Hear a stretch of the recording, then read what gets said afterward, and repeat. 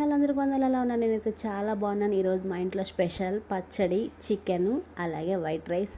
నేను పచ్చడి చేశాను ఫ్రెండ్స్. ఈ పచ్చడి మీరు ఎప్పుడు తినుండ్రు. ఎలా చేశానో మీరు కూడా చూడండి. మునగాకు అలాగే చింత తొక్కు ఉంటుంది కదా, దాంతో చేశాను. చాలా అంటే చాలా టేస్ట్గా వచ్చింది. మీరు కూడా తప్పకుండా ట్రై చేయండి, ఓకేనా. రోజు ఉదయం ఒక సిస్టర్ గారు అయితే ఫోన్ చేశారు. తన భర్త రీసెంట్గా చనిపోయారు. తను ఒక్కతే ఉంటుంది, కానీ ఆ పక్క పక్కనే వాళ్ళ సిస్టర్స్ కూడా ఉంటారు. తను ఏమనుకుందంటే సిస్టర్స్ తోడుగా ఉంటారు అనుకుంది. తనకు ఒక కుమారుడు దూరంగా ఉంటున్నాడు. కానీ ఆ సిస్టర్సే ఒక్కో టైంలో విసిగించుకుంటూ ఏదన్నా చెప్పకూడని మాటలు పక్కన వాళ్ళకి చెప్తుంటే ఎంత బాధ వేసింది ఫ్రెండ్స్.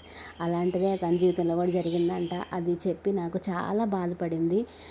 నేను చెప్పాను, మేడం ఎవరు విసిగించుకున్నా, ఎవరు చేదరించుకున్నా మన పరలోకపు తండ్రి అయితే మాత్రం ఎప్పుడు మనల్ని హత్తుకొని మన ప్రతి కన్నీటిని తుడిచే దేవుడు. ఏ కష్టంలో ఉన్నా మనల్ని ఆదరించి సేద తీర్చే దేవుడు మన దేవుడు. ఆయన పాదాల చెంత మొరపెట్టుకోండి అని చెప్పారు.